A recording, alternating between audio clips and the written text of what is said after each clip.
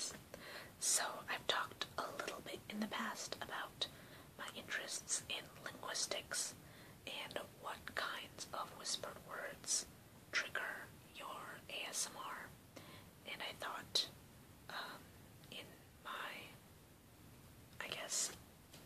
wanting to research this, I could, if I looked a little bit into linguistics, it would be a little bit easier. And this is not something I've heavily studied, just something I've read a little bit about here and there online.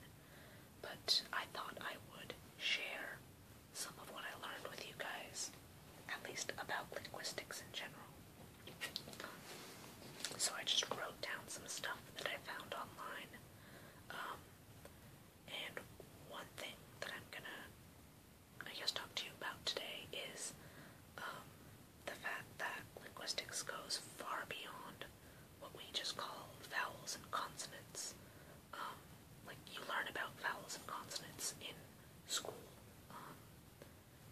Learning that vowels A, E, I, O, U, and sometimes Y, and then everything else is a consonant, and every word has to have a vowel in it. And that's pretty much it. But it goes way deeper than that. There are different categories of consonants, and there are reasons why those, letters are vowels and others aren't, and there are definitions for all this stuff, so that's what I ended up looking into. And these, the sounds that they make are called phonemes, which is important because sometimes the same letter will make different phonemes, and I have a couple of examples of this that I'll show you guys later, but the most obvious one is being the vowels. A can go ah, or A can say its name and say A, or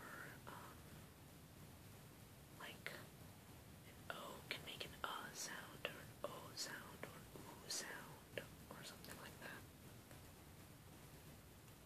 Anyway, so firstly I'm just going to mention what the definition of vowels are. So vowels are phonemes that are spoken with an open vocal tract.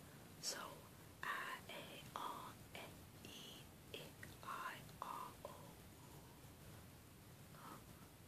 u, So that's just I can't believe I still remember that from first grade or something, but that, and then the Y sound, so the I guess sound, or a y sound, depending, and Y is called a semi-vowel because of that, because sometimes in the word my, it makes a sort of I sound, and there it's a vowel, but other times in the word yellow, it makes a y sound, and then when you make the y sound, it's not completely open, your tongue is slightly blocking the breath as it comes out of your mouth, so the air as it comes out of your mouth is slightly blocked by your tongue in the y sound. And when there's something that's blocking the flow of air out of your mouth, it's called an obstruent. And there are different types of obstruents as well. So,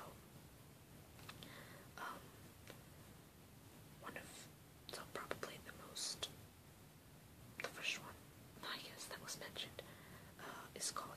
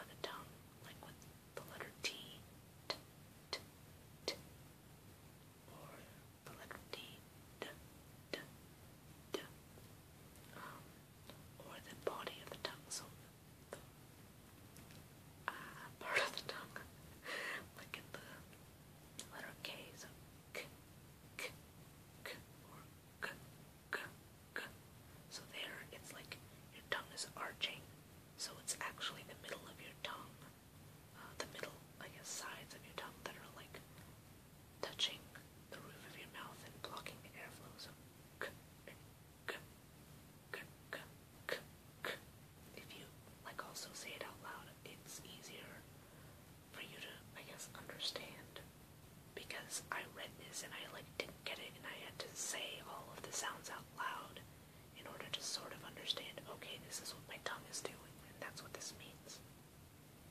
So,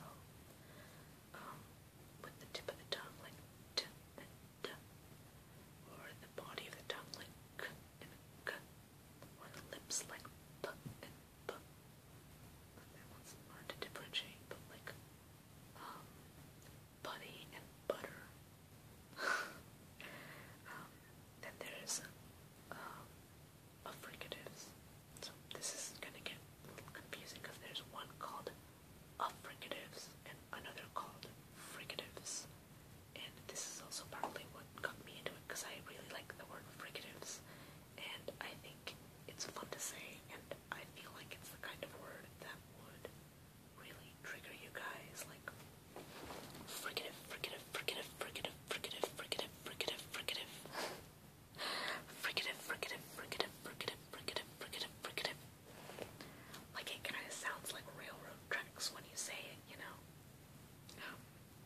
But anyway, so an affricative is when there's a bit of a stop, but also a release afterwards.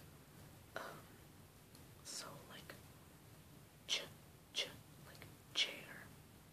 It starts with there being a blockage and then it's released. Or j. It's like your tongue blocks some of the airflow and then moves aside and a burst of it comes out.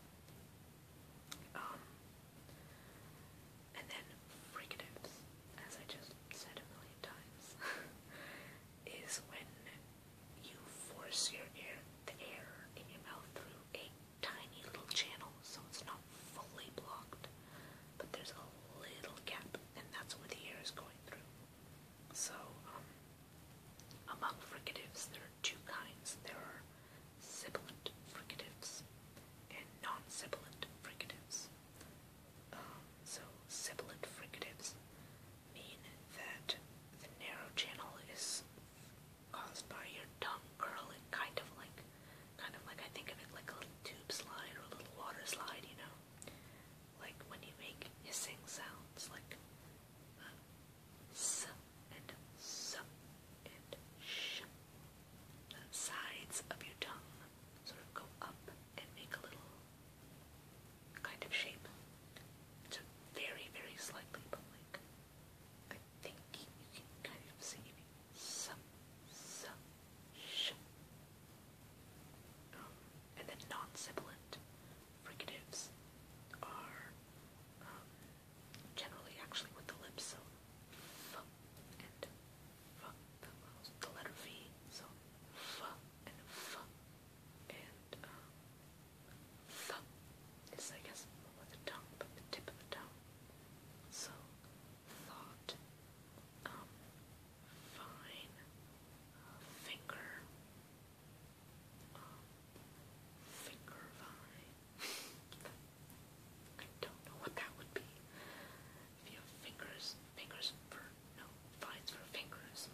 Fingers for vines will just be strange. Like, I guess vines are kind of like tree fingers. Oh god. Okay, stop talking, Anisha. Okay, so, the phrase sibilant starts with an S that is a sibilant fricative, so that kind of works out. And the F in fricative is a non-sibilant fricative. And actually the V in fricative is also a non-sibilant fricative. So all that's missing is a TH in there somewhere. And then the Z is in zipper. Zipper, zipper, zipper, zipper, zipper, and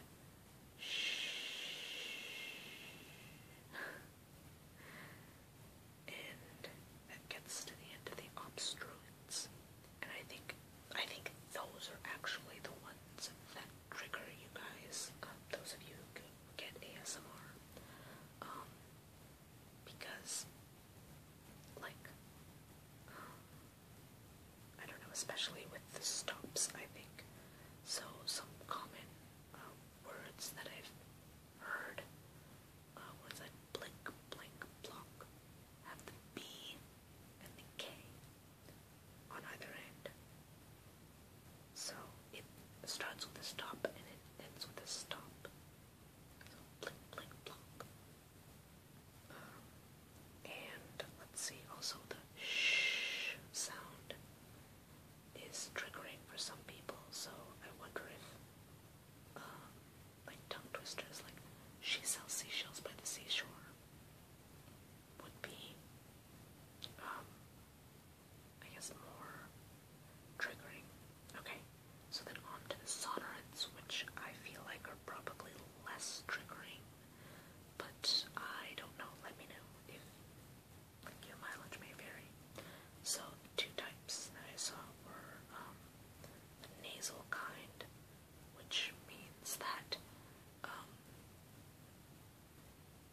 sonorant means no blocking, but this means that all of the air comes out of the nose, pretty much. So like m and n. So, m, n. So noon and mom, for example.